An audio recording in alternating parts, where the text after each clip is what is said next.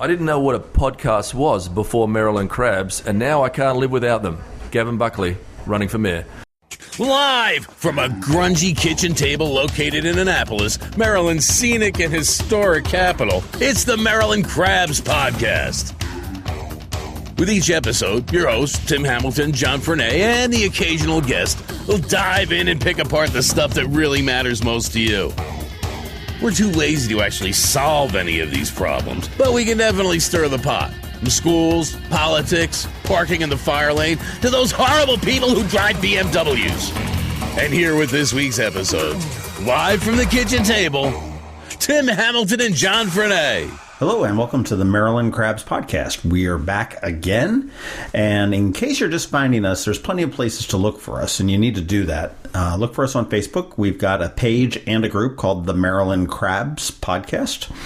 You can also find us on Twitter at MD Crabs Podcast. You can email us at info@themarylandcrabs.com. Of course, the website that goes along with that is themarylandcrabs.com. iTunes, Google Play, iHeartRadio, all sorts of them. You can find us there. If you get us on one of those, make sure you leave us a review. A good one. A 5-star review. Yeah, the guy button in. A very good one. That's Tim Hamilton, and I am John Fernay. We are the co-hosts. That's what it says on the fancy new business cards we got. We do have them. They look really good. Your name's first, John. So now we're kind of official, man. 30 episodes in, and it's official. And we're celebrating with a drinking podcast, which is my favorite. It is. It's the best kind. Cheers. Cheers. Cheers. Cheers. Wait, there was a third cheer. Yeah. Hey, tonight we've got Alex Pline, who we've just learned is I'm going to say a rocket scientist, but he works for... Actually, I have cards that say rocket scientist. Very good. Okay, we're going to go with that. They made us pay for our own cards when I first started at NASA, so I said, hey, if I'm going to pay for it, I'm going to put the title I want. There you go. I tell you, I got a lot. When I was a single guy, I got a lot of mileage out of those cards. Well, you could have had Alex Danger Pline and then rocket scientist. Oh, I had a friend that is Secret Service, and those guys are just scumbags when they go out and they're doing advanced work for the president. He doesn't speak for Alex or myself. I just want to make that clear now. This is actually brilliant. Hey, single guys, listen up. This is brilliant. They go around and they work a room and they just talk to other gentlemen and they say, hey, what's your name? My name's Alex. My name's Tim. And you exchange business cards. So now there's 10 agents that each have everybody's business cards. So then they divvy them all up. So the agent then has a stack of somebody else's identity. And then they go out and then they go hit up the women. And they're, oh, yeah, here's my name. And you pull it out. I mean, you got a stack of cards with the same name. I mean, who's to think? I mean, it's brilliant. You're not the Secret Service. It's awesome. That is such a John story that Alex and I are not connected to. We're not. You're sitting there going, where the hell is this going? But anyway, investigate people. You realize that, right? Yeah. Thanks for having me on. He's picking up his keys. Well, you wouldn't because you rode your bike here. I did. Well, we don't know where it goes. And actually, Alex got on here because he started to give us a hard time on Facebook. On the Eastport Forum. On the Eastport Neighborhood Forum and Facebook. You know what? I was trying to remember, and I remember we had a dust-up. It wasn't quite a dust-up. It was a while ago because I am... We did, yeah. We had a few. We've had a few exchanges probably here and there on Facebook. But it's after 11 p.m., right? No, we're fine. They're civil. But it's my contention, or my point, is that it always follows that pattern. It's that someone will say something about bicyclists, that you have to bike, and I'll say, that's fine as long as they follow the rules of the road. And then Alex jumps in, and then it's typical. We play it out every time. Well, any article on cycling, by the third, it's a universal law. By the third comment, it degenerates into damn bikers don't follow the law, damn drivers don't follow the law. Yeah, that's without fail. Pretty much. But I think this time you were giving us crap, giving me crap or somebody crap on. We were just discussing about parking. We were going back and forth with the city's new parking overlords, SP Plus. Has come out with some recommendations that are being discussed now amongst, and if they're going to be implemented, the council. That are not a surprise. I think there was a couple we'll talk about in a second, but there was a few of them that we saw coming. I think anyone kind of saw coming. So first, I have to make a disclaimer. So I'm on I'm chair of the Annapolis Transportation Board. This is the group. So you're a political appointee. No, and anything I say in this forum are purely my opinions. I don't speak for the board. I don't even have a position that I have to disclaim anything. Yeah, that's true. No one cares what I say. Just because I don't know how many of those folks listen to this podcast. Right now we're running. Maybe they will now. Because right now we're running about 1,000 for the first couple weeks after it releases. We have enough people listening that we've had some people pissed off, right? that we've got some emails. Yeah. So obviously I have slightly more insight into this than the average citizen. Since we're a citizens board, we don't. We're not really privy to the inner workings of the mayor's office and the stuff that happens there. But parking is one of the few areas that we actually have one really small statutory role is in the residential parking program. Mm-hmm. So everything else that we do, the city council on transportation stuff asks us for recommendations on legislation and stuff. But we do have one little piece that if you want to make a change to one of the residential parking zones, that starts with us. So that's about the only thing that we... But you're not regulatory. You just make recommendations, right? Well, but in that case, if we deny somebody's request to make a change to give me an example. Uptown at Murray Hill. So the development was done by Bizzuto. Yes. The strip of townhomes. Yeah, right. On the single family house West in the back. Street. Oh, that's zoned MX, mixed use. Well, in the old legislation, there was no provision for people in MX zone to get to participate in the residential parking program. So, which is by the permit, and that they right, and then you can park on the street in the restricted spots for residents. So they came to us a number of times with different ideas, all variations on a theme to participate in that program, and we basically said, you live in a place that's mixed use, and the intent of mixed use is to be more urban, and there was never any expectation that you could have a parking permit there. This went on probably for a couple of years, and then finally, 3-4 months ago, they finally got something added to a change that we were making to Districts 3 and 4, and eventually just District 3, which is Murray Hill. Okay. And the mayor put in an amendment that says... Now, is this the current mayor or the... current mayor. Okay. Yeah, this was 4 months ago, I guess. Put in an amendment that said that, I don't remember the exact wording, but essentially Uptown at Murray Hill can participate, and it passed. Okay. And so, but without going sort of around us like that, to have one of the city council put in an amendment in some current legislation, it never got through us through the standard channel.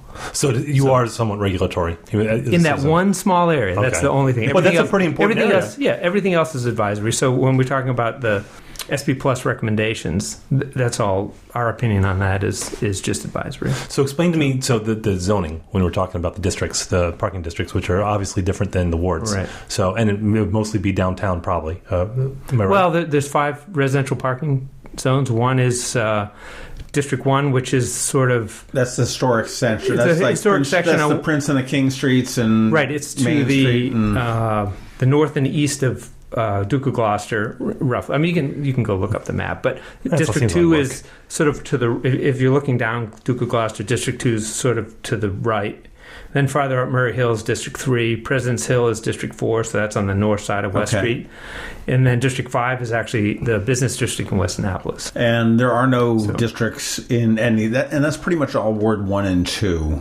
Except for the West Annapolis. Right. But so there are no parking districts in Ward 3, which is sort of outer West Street, Ward 4, which is down Upper Forest Drive, Ward 5, which is Middle Forest Drive, 6, which is sort of Eastport, along with 8 and 7, which is Lower Forest Drive. But you could, with the technology, you could, and that's one of the things that we'd seen coming. Which is kind of so the idea of the residential parking districts is to balance the use of those between what I think of as three stakeholder groups. So one is obviously residents. And this really comes to a head mostly downtown, but residents, business owners, and tourists. So those are sort of there's other groups, but you can roughly bin them into those 3.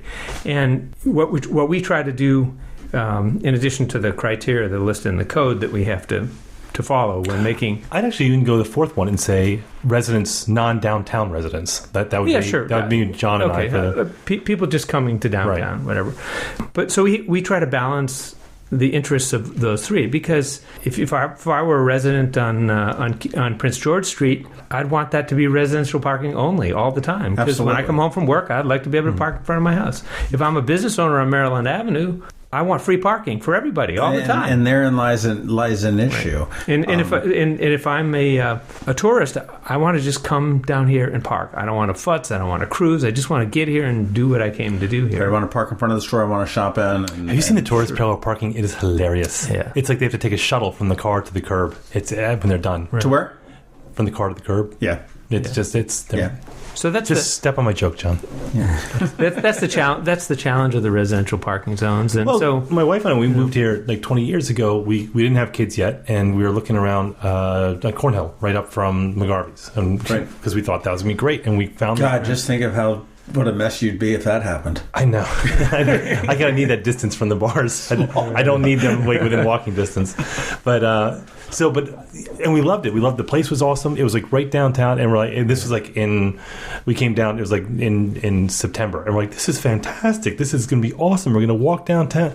But then I'm looking around. I'm like, there was no garage. There's no driveway, and I'm thinking this is great on a September afternoon. It's city living. But in December, when you got sleet and rain coming down, you got the groceries, and you're looking for a spot, and you got to care. And I told her, I said, this is all charming right now, but that's one of the reasons we didn't move downtown. Not for everybody. But then but conversely, because I know that among the three groups you're talking about, well, mainly just two, which is the residents and the business owners, you have that push and pull, where the residents get very upset because they see people taking up their parking. But then to me, I'm just like, well, that's what you get. You moved down there. This didn't surprise you, so you can't complain about too much. Like, well, how would you like it? I wouldn't, which is why I didn't move onto Cornhill Street.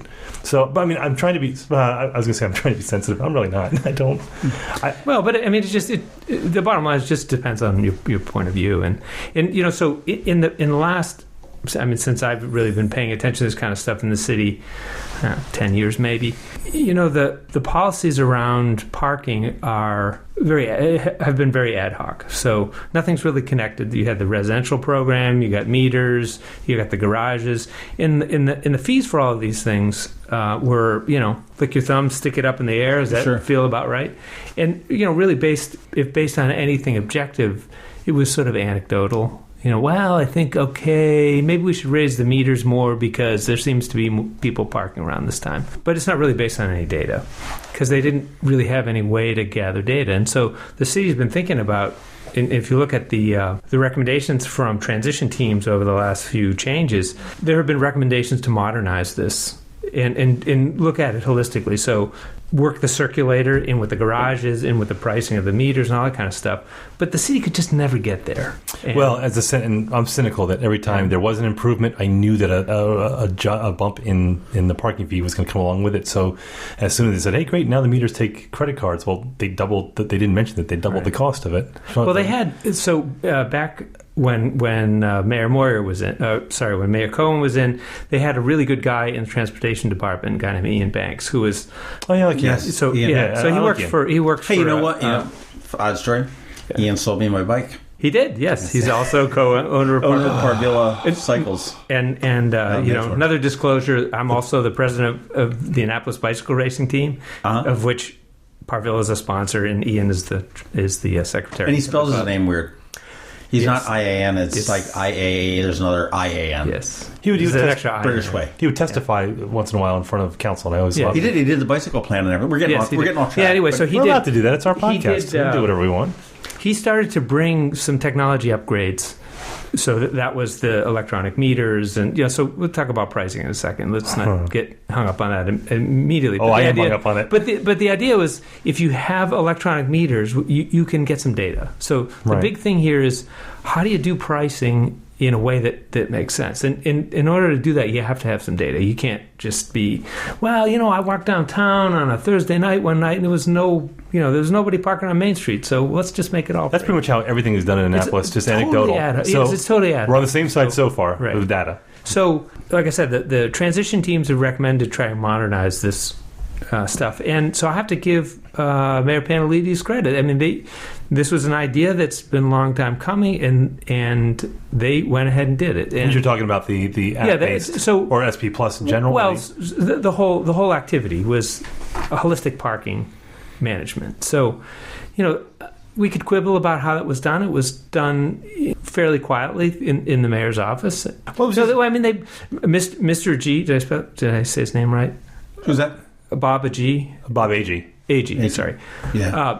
So he started with some presentations early on. I think it was in January of 2015, and there was a Ward 1 town hall meeting, and he gave a presentation and said, "Okay, here's what we're trying to do." So it was all very upfront, but they put the RFP out and did the selection, and it was all held fairly tightly. But see, I never understood why they went away from Town Park to begin with. What's the issue? I think it wasn't the fact that it was done so quickly. Town Park abrupt. was actually doing just a piece of that, just the garage piece. So the idea was to get somebody in who was going to do all of it. Because there was bad blood between Town Park and the city as well. Yeah, I don't know. I don't think anyone does because I've asked even the gossip mongers and no one knows what happened.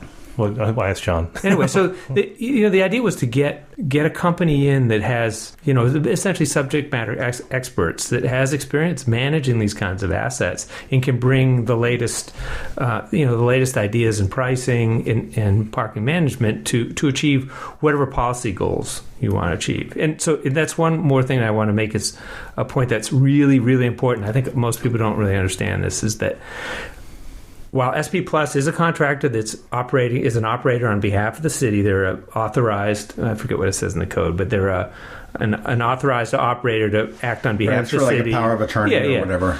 They don't make policy. They just do what they implement the policy that they're given by the city. So the decision on policy is what we, in the government is what we call inherently governmental function. So that's all done by the city council. So, rates, maps for parking districts, times, locations, all of that stuff. So that's all, and frankly, it's all spelled out in gory detail in the code, which that's a whole other subject. Right. Because to make any little change, you want to add a block to a parking district. You have to go through the whole legislative process. There's very little that can be done administrative. I've got a question. On your transportation board, are you guys in your charter or whatever the mission that they gave you guys? Are you tasked? That's in the code too, actually. Yeah, and I could probably look this up. But are you tasked with representing the interests of the residents? Mm-hmm. The businesses? So it's it's all of the above. So it's a large board. We have, I think there are 13 slots available. So it's a big board. So there's a rep from each ward. So I'm the Ward 2 rep. Okay. Then there are two or three at-large members, and they don't need to live in the city. So we have a gentleman who lives in Arnold but works in Eastport and who's a transportation professional. Okay. We're trying to get a representative from the county on. Hey, I live in the county. There you go. And we have a rep from the Naval Academy, we have a spot for St. John's, and we have a person that we're trying to get appointed. St. John's brought up. So they can park their unicycle or whatever, or their dragon or whatever they know. They're all very nice people. They're just a little out there. Yeah, so we and then we have a couple of business owners. Josh. So Ann Widener has a business on Maryland Avenue. Oh, Peak House. Yeah. Yeah, and Beth Dolezal. So they were actually both part of the parking commission that got merged into the transportation board a few years ago. Okay. So we have some lively discussions because we represent all three of these stakeholders. I mean, one of the big things that came out of this proposed recommendations that they have. Yeah, and so let me just give a little background on what. Well, before you how do this that, came up. I don't want to. Is it a recommendation or is it a study? Because people said study, and I don't see it as a study. I see it as this is what we want to do. I don't see, and we talked about data before you had data, but I mean to say he's bringing out paper. He's got paper. No, I only had to bring this one because I can't remember all these things just in case they came up. So one of the things that was we should try preparing for shows one of the days. One of the things that was in the contract was to do. And I don't like this term. The term that's colloquially used is the parking study, is of which that's how people refer to this. But it's not. If you look at the title on the thing, it's a parking utilization analysis is the title. It does. Yeah, it says that. It's got the logo on it. So I don't like to use the term parking study because that is pretty nebulous and could mean a lot of different things. Well, to me, it's very specific. It means that they took data and that they extrapolated from that data behavior and one prices. One of the things people have always asked is, how many parking spots do you have in the city? Oh, dozens. You want to know? I mean, I've got that information. Up until that report came out, nobody knew. Right. So they actually went, counted all the spots in the garage, counted all the spots in the residential zones. They actually had people walking the street saying 1, 2, 3. But did they subtract out like the 9,000 that the city has reserved? They talk about that. Yeah. That's another point of contention. It's a big point of contention. Not with you guys, but on. I'm pretty attitudey about the whole thing. And let's stipulate this: John and I both are in agreement that there is not a parking problem per se in town. So whenever people bitch, I mean, not the way that we have an information. Not the way that we have an information problem. Yeah, and so I mean, when I go downtown, I rarely have a issue parking, but I also know all the sneaky places to park and everything. But I mean, that said, John and I are pretty much in agreement. There are times that it's challenging. Midnight Madness is certainly one of those times. Sure. 4th of July, New Year's Eve. Sure, but I mean, that's going to be parked anywhere. Like trying to go over the Seven River Bridge on a Thursday night at 5 o'clock. And you're not going to be able to park in front of the store or the business or the home that you guess want what? necessarily.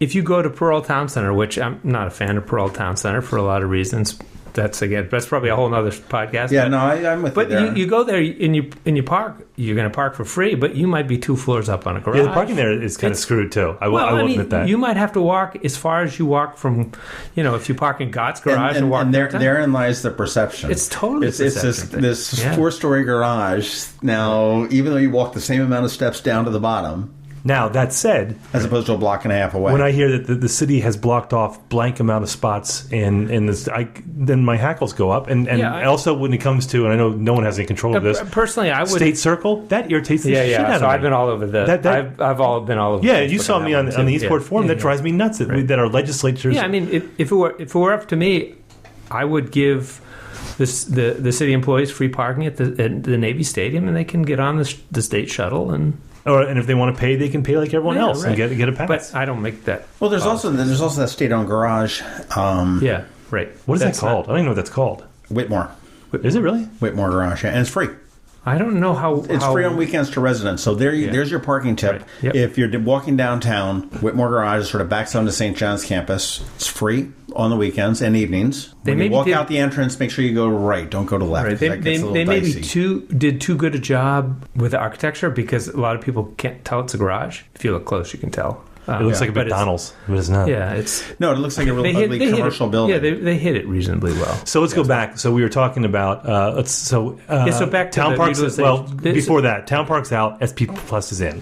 All right, so they did this RFP.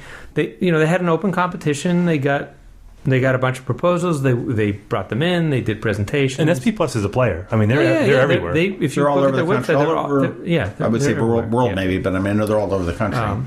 So I think they had a fair and open competition. I don't have any insight into how all that happened, but I assume through procurement, the city procurement and legal, it was all done well, and they picked a good company. So they come in, take over everything. The garages.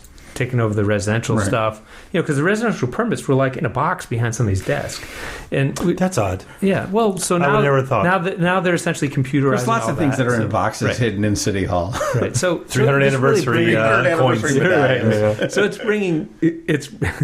it's bringing some sanity to all of those things and get them to the point where you can generate metrics. You can say, have you talked to SP Plus people?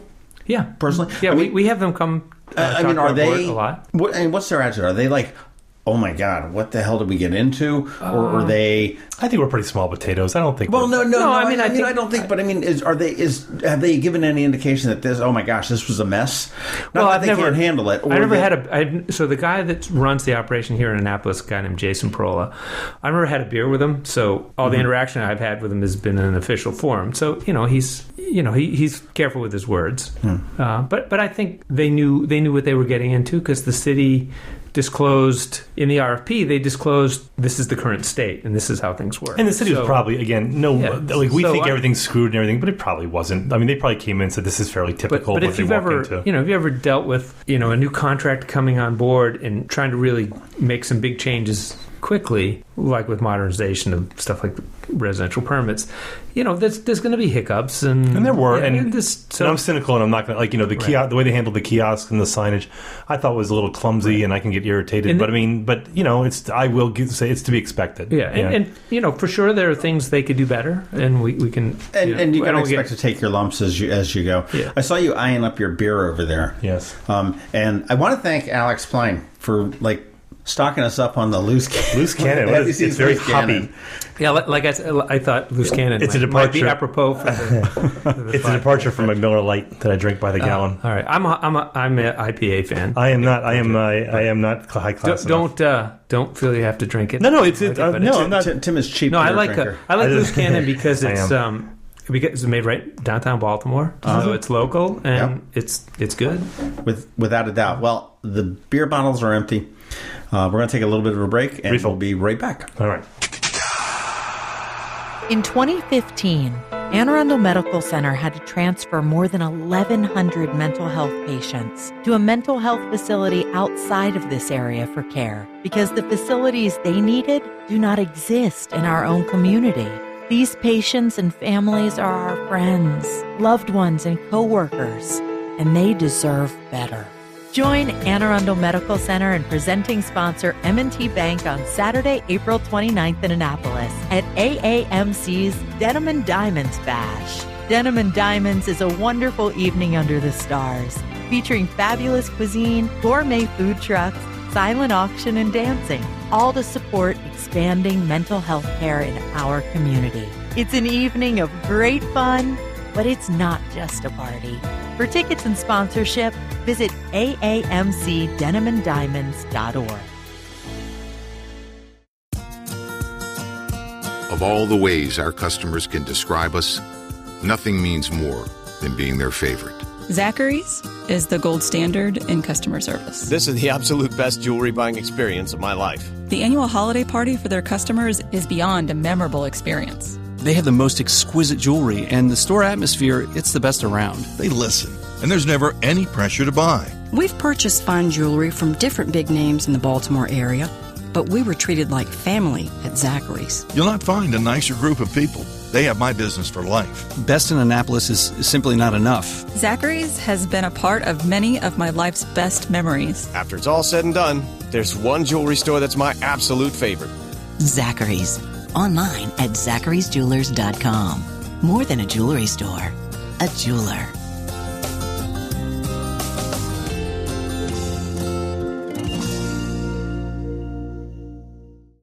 And we're back, and we're all bearded up. Well, Alex, he's actually taking it easy. He's outpacing us. We're here with Alex Pline, and it's me and John Fernay. Yeah, and Tim Hamilton over there. Jackass. So where we left off, we were talking about SP Plus. We were talking about... so what we wanted to get into was the pricing a little bit. Yeah, because this is where you and I are going to diverge. One more comment just about the process here. So as part of their contract was a two-part... Well, it was a parking utilization analysis. Which is a 100-page document. To look at where we are, look at all the assets we have, look at the pricing models that we have, and suggest changes based on data that they gather as they progress in this contract. So they've now been officially on board.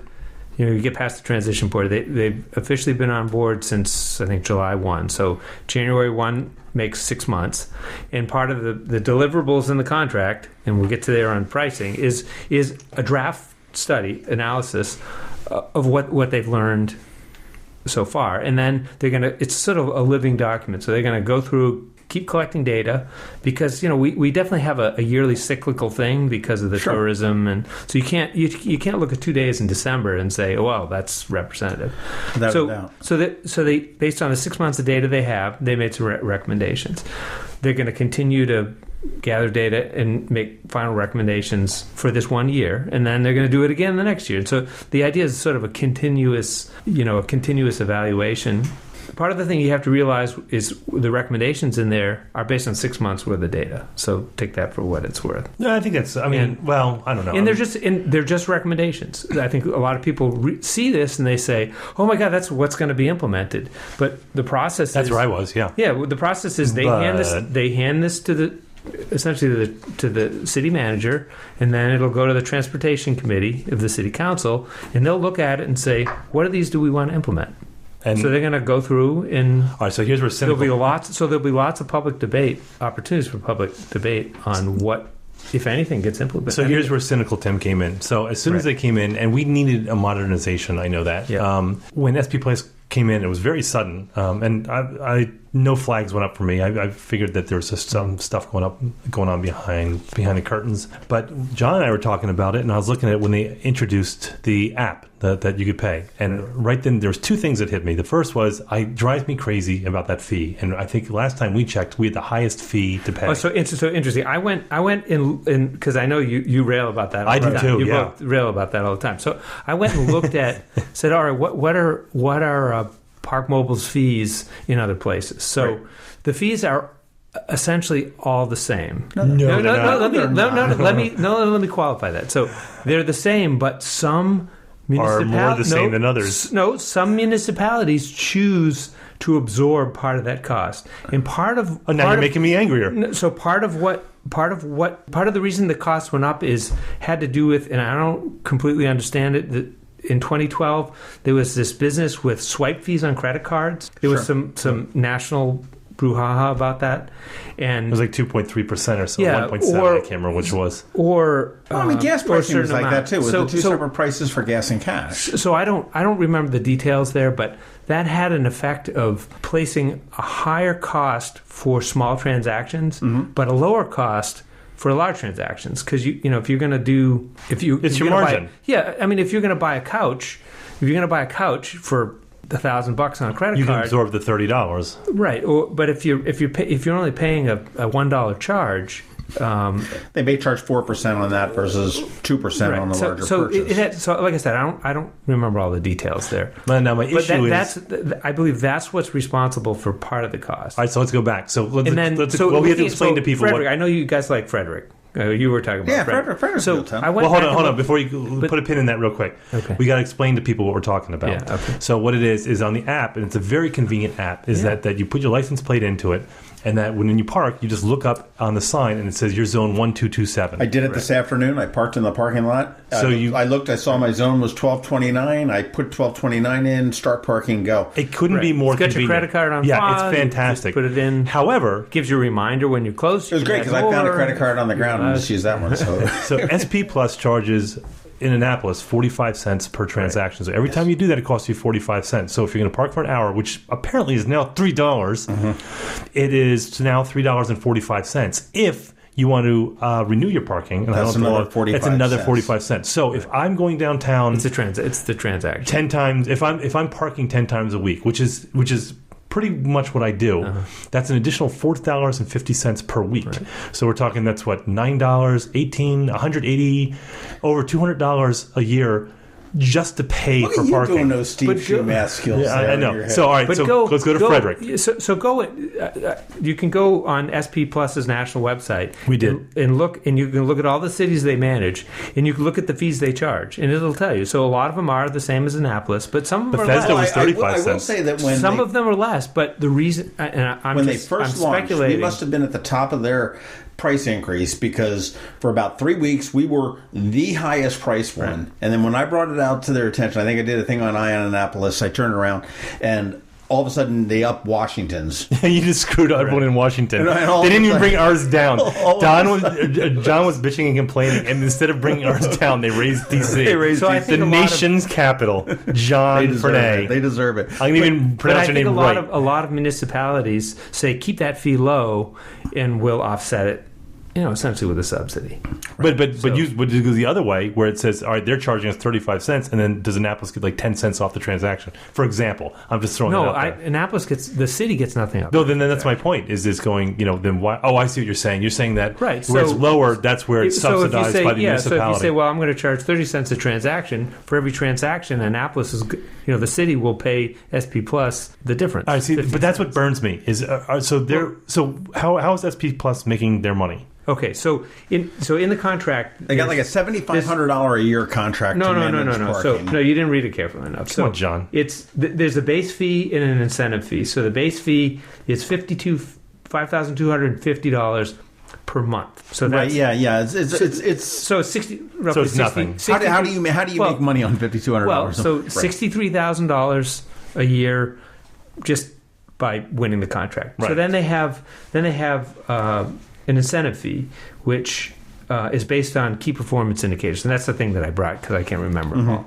And one of the key performances was this analysis, right? So the incentive fee is capped. So the maximum incentive fee, if they did everything perfect and we were just in love with everything they did, they would get $34,000 a year. Okay, so we're up to the total, $100,000. The maximum Close. Total value of the contract is about $100,000 a year. So given that you talk to other people, they'll have complaints about some things like the marketing efforts have been lacking. So, I would assume they're not going to get all of their incentive fee. But, that's great. All right, so how do they really make their money? And I'm not begrudging anyone. I mean, a company's got to make money. I think... But not that fee kills me. That app fee kills me. Part of, that's part of running that app. They don't own that app. When I talk to SP Plus, I talk to them, and it's Park something or other that owns the app. Park Mobile that developed the app. Yeah. I talked to them, and Park Mobile charges them a license fee. Right. All right, so we're picking on SP Plus. That's not their fault. To use the way to go, John. No, Get I'm us not. sued. But because when I talked to them and asked them, I said, "So what's in your contract? What kickback do you get from the app usage?" There's a guy at SP Plus right now, and they were screaming at his iPhone. They totally shut down on that. So they are. I'm sure they are. And everybody has to make some money. Okay, right? but that's where let's disclose it. But that's where we diverge. Is that it's one thing when it's a free market, but when it comes to it's a public utility that's offered, that's when all of a sudden I get upset when you don't have. I mean, I know technically that you can come into the parking the parking committee and you can say, but I mean, most people don't know on this level when you're going to have hearings or what it's going to be about. And this is not a sexy subject. You don't even think about it till you're down there. McGarvey's doing oyster shooters, and all of a sudden, you find out how much it is. As a pseudo resident, because I live south of the city, so I'm cut off from the rest of the county. You're a stakeholder. You go down there. So that's where I get burned. Is that it's not because I'll say something like, "Well, I'm paying." They raise the price. I say, "Well, come on, in DC and Baltimore, it's this much." I'm like, "But we're not DC and Baltimore. We're not." And I'm trying my best the cost of participating in that app. For SP Plus to contract with... Well, and I have a choice, too, Park is that Mobile. I cannot use the app. I mean, that's where I am. Right. Out of principle, am I going to spite myself and do... Yes, I am. The thing about the app is that for most people, maybe if you park every single day and those fees add up, you might do something different. But for most people who are sort of irregular parkers... 40 cents. I lose 40 cents on my couch every day. So... Come over to your house. Note to self. Go to Alex's house. No, my kids are like rummaging around in the couch. All right, so the other part of this, so this is, I mean, so the app is the app. I mean, that's me just bitching because, let's be honest, I'm going to use it and, I'll gripe about it. You're the most convenient thing in the world. You're totally paying for that. Yeah, and I'm going to. But we all know that. I'm going to get all feisty, but we know that I'm going to cave. That said, the other part that as soon as they announced that they had the app, John and I got together and I'm saying, here's the insidious part of this is now they can monetize any part of the parking zones that they want instantly because they don't need the physical structure of the meters anymore. Sure. And that's in this But again, analysis. You can't blame SP Plus for that. So, I mean, they're making some recommendations about trying to charge for parking for visitors in the No, and you're right. zone. This is their job. No, I got it. So I can blame the city. Sure. Yeah. That's totally fair game. But I'm not a voter either, so what do they care? Well, they make the policy. But you're a stakeholder. You can say. Yeah. No. Well, I mean, the one thing that they're talking about is expanding the parking zones in the analysis, which residents love. Well, no, I don't think they're not talking about expanding the boundaries of the zone. No, they're talking about expanding the enforcement of the... So basically, we only have residential parking districts where there's a problem. And occasionally, people have come to us to put in a parking district to adjudicate a disagreement between neighbors. Good word. And, like, my neighbor has too many cars there. Let's put in a parking district to keep them from parking so many. And basically what we tell them is that's not the point of residential parking districts. The point is to balance these three stakeholders. So spite parking is not. So, if you're having a we don't want to get in the middle of the neighborhood dispute. But if you can come to us with a relative consensus from a neighborhood that you want to make a change, we're all about that. Well, and Ward 1 probably comes to you a lot. Yeah, pretty much. Yeah. But you can expand this. But theoretically, this could be expanded into Ward 8. They could expand it like wherever. Well, no. Ward expand it citywide. Ward 8's actually an interesting thing, and they don't want it. So we've had people come wanting to create a residential zone on Burnside. Sure. And every time we've made, they come bring us a bunch of signatures, and we say, "Oh, okay, sure." Well, Ward 8 is pretty much satellite parking for the Naval Academy and for St. Mary's students. So right? we can make a recommendation, but somebody in the city council has to champion it and propose some legislation, and that's where it all dies because nobody wants to do that. Okay, I think we fish this pond out. Yeah, let's do some refills here, and then we'll come back and we'll talk biking. All right, let's do it. If you don't like huge draft beer selections, don't go to Union Jack's. If you're not looking for an incredible menu and dozens of screens to catch your favorite teams, I repeat, do not go to Union Jack's. Not into darts and pool? Good. Live music not your thing? Perfect. Bottom line, if you are not interested in the best dining and bar experience in Annapolis, avoid Union Jack's. But if this all sounds totally friggin' awesome to you, visit Union Jack's in Annapolis, just across from Whole Foods in the Annapolis Town Center. Union Jack's, not your old-style pub. Very few things in life are so precious and so irreplaceable that we all must do our part to protect them. The Chesapeake Bay is one of those things. You can do your part by contributing to the Chesapeake Bay and Endangered Species Fund. It's that little line item you'll see at the very end of your Maryland tax return. Any amount you give makes a difference, and it's tax deductible. I'm Peter Francho, Maryland Comptroller. Our bay and rivers thank you. Learn more about the Chesapeake Bay Trust at cbtrust.org. Hey, we're back, and we're going to get into bicycling because Tim said he wanted to talk about bicycling, and Alex is just an avid bicycler. I have a bike. Do you have a bike, John? I have a bike outside. No, I don't. I know you rode. Did you leave your bike outside? I locked it. I don't want. Yeah. You've heard about this neighborhood, haven't you? Yeah. We'll see how you do after the ebb tide. We're going to get burgers after this. But you had said that there was one more thing that you wanted to beat on this parking thing before we jump into bicycling. It gets to the pricing issue. So one of the things that I remember early on in the presentation, before the RFP was put out, was a bullet. And I remember this because I asked questions about this. Is that the goal of this activity for the city was to be revenue neutral. So the idea was to not cost to get a contractor in to do the holistic parking management, but not have it cost the city money. So when you talk about, how are prices set to make the city money? I would say that's not the primary goal. But I mean, you go back to that individual bullet. The city doesn't want to lose money on this because, as we all know, the city doesn't have money to lose. Nope. And they're not. Nobody wants taxes raised. So we all know those boundary conditions. So they do have to worry about revenue enough. And if you look at the KPIs, they talk about revenue has to meet expenses because the primary goal was to not lose money. So we could say, let's make all these prices really low, subsidize the app cost, all that stuff. But then the city's going to lose money, and then they're going to raise taxes, and everybody's going to be mad. Well, not me. I live in the county. So that'd be great. So revenues do matter in the sense that the city doesn't want to lose money.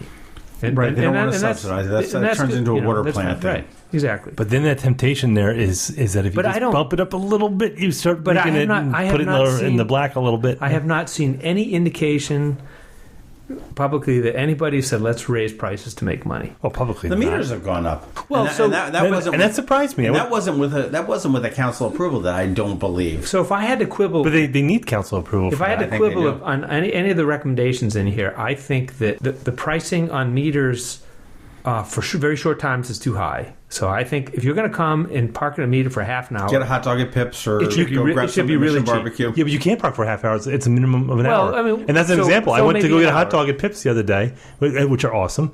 And so I had to pay. Ryan, send us the $20, man. That's a shout out for Pips. Well, yeah, but you're not going to buy a cheesesteak with it. There's no reason. I mean, these are. It was $3 for an hour. Right. This is all computerized. So there's no reason that you couldn't set a very cheap rate for a half an hour and then go up very steeply from there. So the idea is to make these spots in front of places you want to go turn over really quickly. And since it's computerized, price mechanisms have the result of achieving that policy. Here's what I would do if I was king. And if you want to, one of the recommendations is if you want to park in a metered spot on Main Street all day, have at it. It's going to cost you $50, but have at it. Well, that's so. What if? And then, just one other quibble I would have is that I think the rates in the garages, especially out as far as Park Place in Knighton, are too high. Because if you look at one of the things in the report... Yeah, you're talking my language. Yeah, is look at the utilization. So let's look at the data. If they're only utilized 50% during high demand times, the price is too high. So lower the price. Because ideally what you want to do is you want to distribute the demand. You want to best utilize all the assets we have. And the best mechanism we have is price. Because that's a direct market feedback that... people can choose, well, I want to park on Main Street all day because I don't like walking more than 5 feet. Well, then, but people use the example, they talk about, they say, well, supply and demand, if people want parking. But I'm like, well, hold up. If I'm a local guy, and I got to be honest with you, I support local businesses. I do all my Christmas shopping downtown. I make that a point to do that. I know most of the business owners. But I got to be honest with you, in the last few months, we have gone down a lot less, and not because it's not going to break our bank, because we're all kinds of loaded, but it's just because out of principle I get irritated. I'm punishing the businesses for the decisions of the city or SP Plus, and I think the thing during Christmas is fantastic. All through December where it's all free. I think that is so awesome that they do that. But there are times where I'm like, what? Don't nickel and dime me. I'm supporting these businesses and I'm supporting downtown when the tourists aren't here.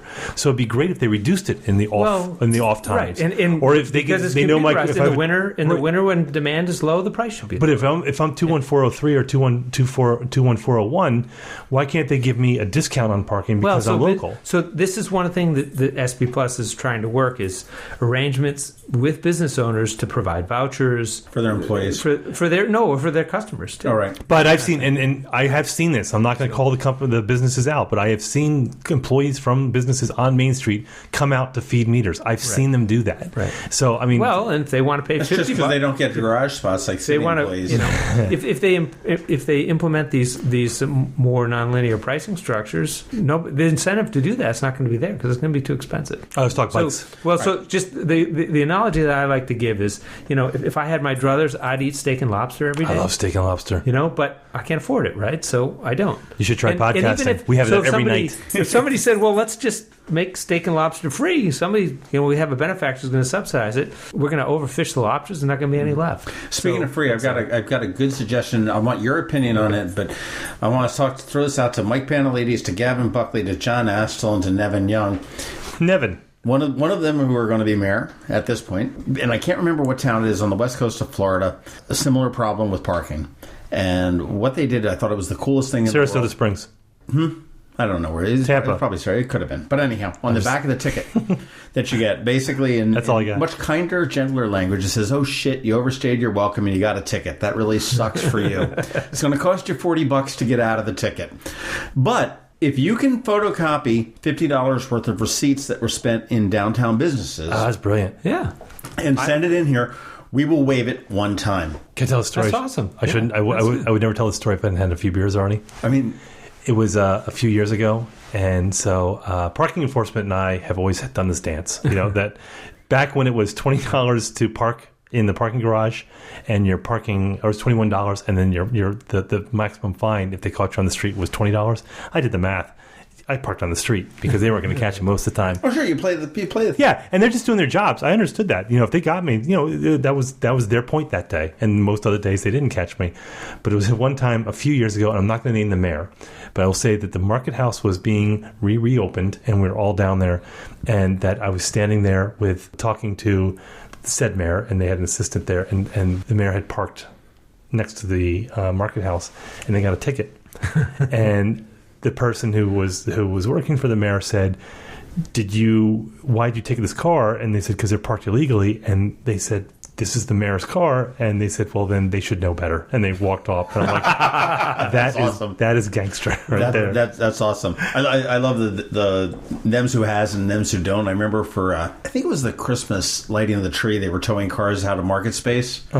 And there was like a Chevette there, and the tow truck came in. It was like, bang, boom, boom, towed it right off. There's a BMW next to it, a 7 Series. You and your BMWs. I know. And they bring in the little dollies and everything. With white gloves. On the flatbed and everything.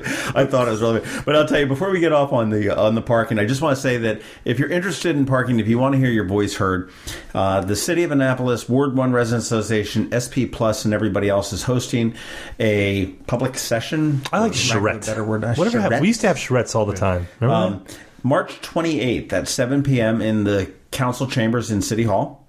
And go there and let your voices be heard. The parking utilization analysis is available at annapolis.gov. And you can read that there. It is about 100 pages long. There are some things that are very, very good, and there's some things that are really, really horrible. And we'll say that, but if you're going to bitch about parking, here's your chance to make your voice known. Go there, March 28th, 7 p.m., City Hall. There'll be lots of opportunity before anything's implemented. Yeah, it all has to go through the council. It all has to go through the council. So, and now we're back, but now we're going to talk about bicycling. All right. Which is something near and dear to my heart. Stop running red lights. I don't. I'm like a Boy Scout. I challenged someone that we were talking about in the break, and I'm not going to mention them by name, but we had this argument once. I roll through stop signs. But then again, I probably do that in my car, too. So I argued with someone we were talking about in the break. I'm not going to name them, but I challenged them in a heated moment saying, let's pick an intersection, and for every car that runs a red light, I'll give you $10. And for every bicyclist that runs a red light, you give me $1, and we'll stay there for an hour. He would never take me up on it. But I give them plenty of room. I can't, even the Naval Academy bicyclists who take up the entire freaking road, but I'm very respectful of them. Good. In that I don't hit them. And I don't. And don't buzz them. And I don't do that. Although you'd like to. At times. Well, I mean, you have to. Sure, when I'm driving behind a cyclist, sometimes you're like antsy. You want to get where you're going, but you take a breath and you think, well, so how much is this going to delay me? Maybe 10 seconds or something. Yeah. The timing. I was delayed. I was taking my wife. She was giving birth. That didn't happen. The chance of hurting somebody is not worth any saved time. You're right. I mean, I've done the timing thing, doing 75 versus 65. Do you know what's interesting? And we're doing the anecdotal thing that we were just condemning before.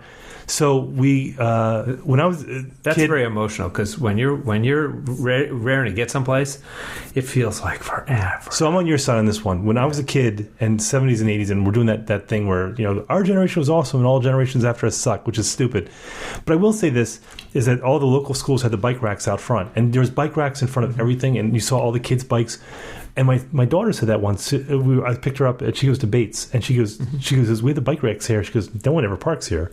And I asked my son because he's in. My daughter rode her bike to Bates, and you probably got it. You got it from Child Protective Services. Probably showed up at your house because that's just insane.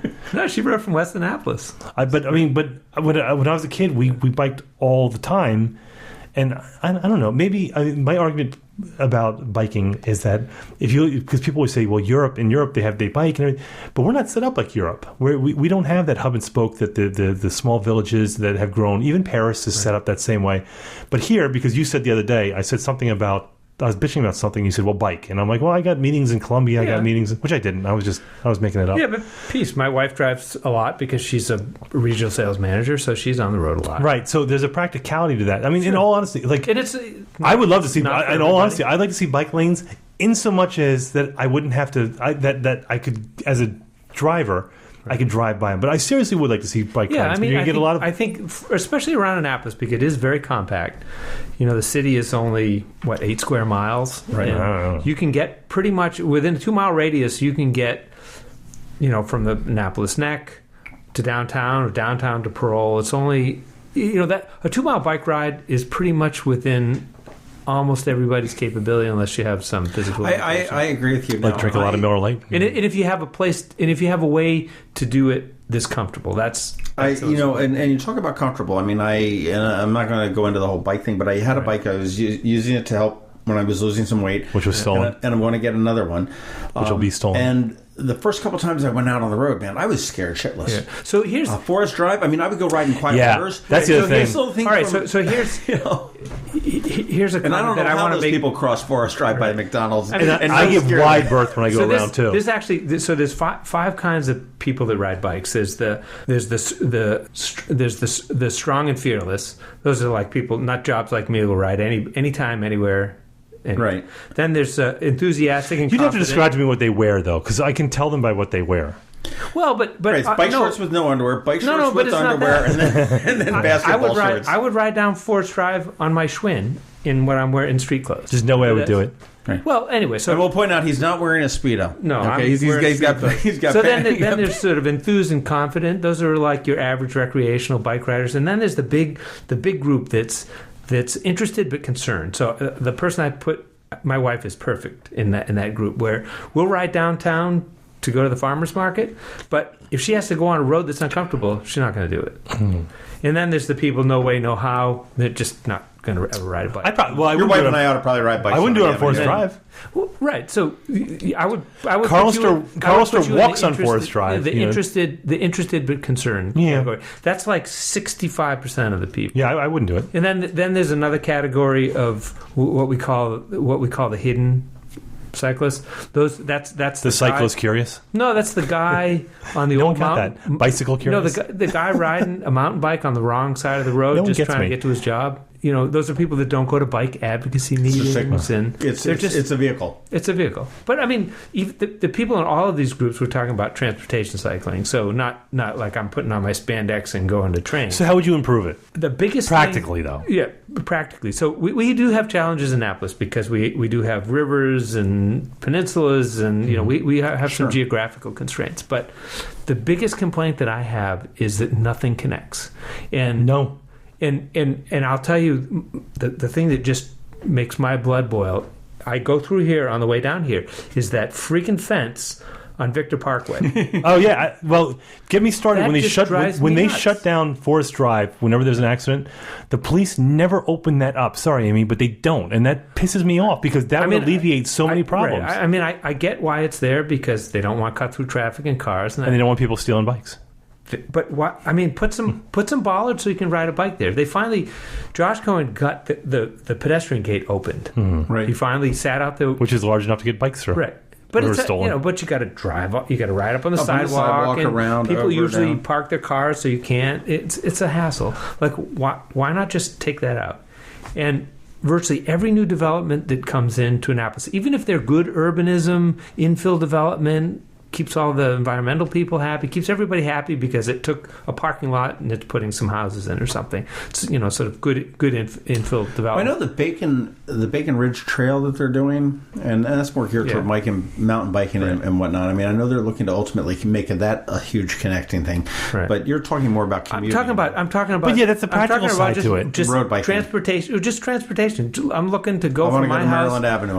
I want to go downtown, and I don't want to drive my car because, like, you could be like me and you're cheap. Save money. You don't have to pay that 45 cents. I have to say, we have two. My family has two cars, but my wife uses one to drive a lot. My kids use the other. And how old are your kids? So I have a sophomore in college. Do you really? And a senior in high school. How old are you? Yeah, 56. Well, I'll be 55. I'll be 50. Dude, no, you're not. I thought you were my age. No, man, I'm aged. Holy crap! Man. I got to ride a bike, man. I'm seriously. I thought you were like mid 40s. Oh well, thank you. I'll take a compliment for anybody. So we're here with old man Alex Pline.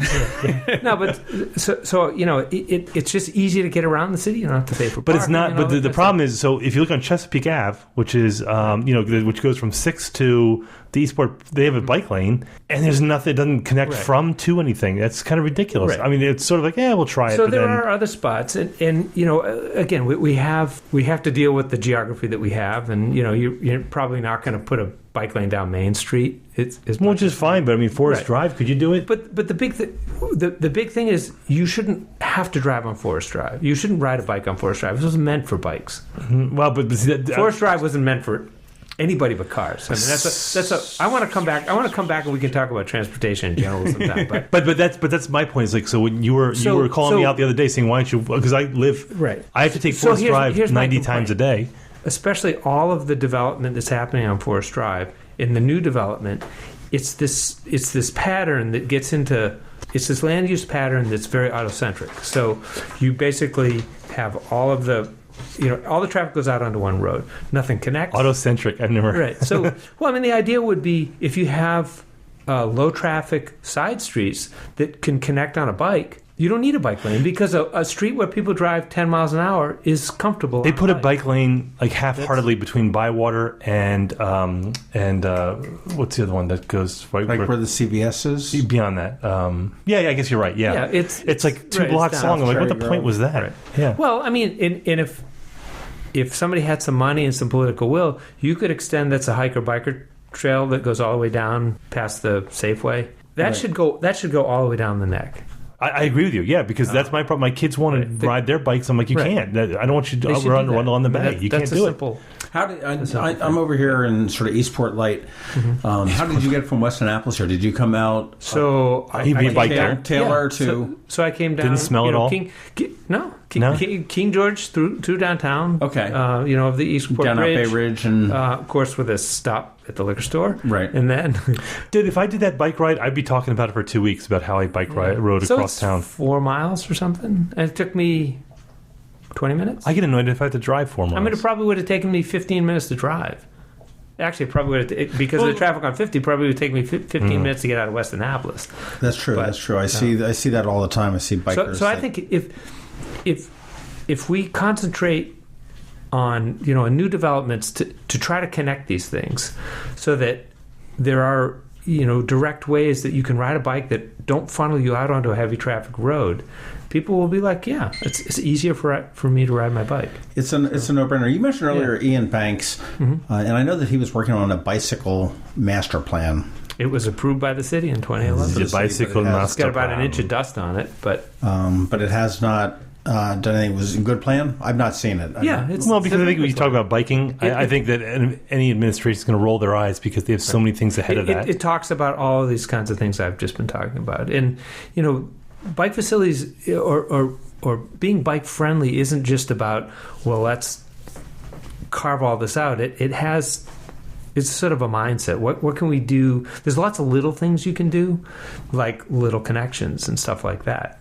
Do you love to see? And we were talking about this. That don't cost any money. So I mean, it's one thing to say, well, we're gonna build this big bike facility. It's going to cost $5 million.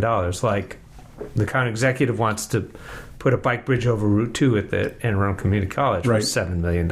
Which we need a bridge over a Forest Drive. Lots of little things you can do on these connectors to sort of connect places and ways for people to ride that'll make it easy. So, granted, if you're going to D.C. or you're driving around for work, you're probably not going to replace those trips on a bike. But if you're just going downtown, if it's an easy bike ride and it actually saves you time and money, you do it. Think about this, though, and we were talking about this. I saw this in D.C. We went down, a few months ago, and we were down in front of the Reagan Building, and they had those bikes that you can rent. Bike shares. Bike share. If you had one in Eastport, you had one downtown, one maybe Weston. Yeah, it's Weston, exactly. You had those three. It's actually in the bike master plan. That's an idea. I'm telling you what, I would park in Eastport because I would park in Eastport. Shopping center where shopping. Nobody knows whether you're shopping or. As much as I like bike share, we don't really have the economy of scale to make it work here. You don't think? No. There's a company, I don't know if they're still around. It was a great idea. They did the mopeds or scooters, Scooter Revolution.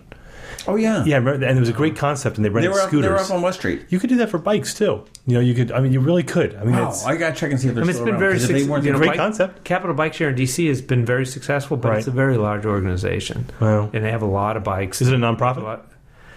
I don't know the details of how it's run, but it's. I believe it's a nonprofit, but they have to do things like. They have to reorganize bikes because occasionally you get a bunch of bikes at one place. And they have a rental truck that comes by. But the bright side here is that we're such a small town, and people forget we are a tiny town here. I mean, somebody has to pay to maintain them and do all that stuff, and it doesn't really work. If you had 20 bikes, it doesn't really. If I could park at Knighton up by Lemongrass for cheaper, and then grab one of the bikes there, even if the park. Think about that. What if you had bikes stationed at every parking garage? that you park at the parking garage and then you could use a bike. I'm telling you, we would use the hell out of that. I think you got tourists using the parking garages. I think you need to have a scenic byways type of a. But still, start a map like, hey, go here and look at this and everything else. I just don't think the economics work, Tim, is the problem. Just shoot down my dreams, Alex. I mean, I would love it. All right, well, I'll tell you, I totally misjudged Alex Pline on this guest because we need to have you back, okay? Because there's like a wealth of information in that head that's far extended beyond the hour that we give the podcast. We're still going to argue online when some asshole on a bike cuts me off. I'm going to take it. I'm going to say, Alex, you're their king. I'm going to take it on you. But yeah, no, I think these conversations and some more are probably well worthy of a little bit more drinking. I think deep delving. Discussion. I think I mentioned the nexus between transportation, land use, and municipal finance is huge, and it gets at we could maybe use this for a teaser for another podcast. Is the issue of traffic on Forest Drive. I mean, bring it on. Well, I mean, because there is no solution. As much as you want to say, well, we can engineer a better solution. I think we can only make it worse. I don't think we can make it better. Well, I'm being pessimistic. I could debate you on that. We're going to do this. We're going to drink some more, Alex, and we're going to debate the hell out of that. But everything's a trade-off. Our reservation at the Ebb Tide. Oh yeah. Best burger in town too is coming up. So all right. So that said, Alex, thanks for coming on. And what we're going to talk about is fun. Alex. You know where you can find us? You can find us on Facebook, Alex. Yes, the Maryland Crabs Podcast. Yep, we have got a page and we've got a group. Look, Alex is on top of it. You can find us on Twitter at MD Crabs Podcast. You can go to our website at themarylandcrabs.com. You can email us at info@themarylandcrabs.com. You can find me at Tim Hamilton47 on Twitter. You can find John Fernay at Annapolis, and you can find Alex at 128. You can. So. I'm on Facebook, but also teampline.org is my blog. TEAMPLINE.org. And you're on Twitter too, because I see you. And I'm on Twitter, Alex Pline. So pretty much all social media, one word, Alex Pline. You can find me. And I'm going to switch all mine to Alex Pline 1. And you are an incredible advocate for biking, and obviously you've walked the walk and talked the talk. You've biked over here. Yeah. We'll see if we can talk you into drive into the Ebb. Yeah, I was going to say I am not biking to the Ebb. If you guys want to drive me, I'm happy to take. All right, Alex. Hey, thanks for coming on, and we're going to have you back. This has been the Maryland Crabs Podcast with Tim Hamilton and John Fernay. Sure to follow them at all the regular places, Facebook, Twitter, YouTube, and online at themarylandcrabs.com. Take a moment to rate us on iTunes. Now, get the hell out of my kitchen. Seriously, go! You're still here? It's over. Go home.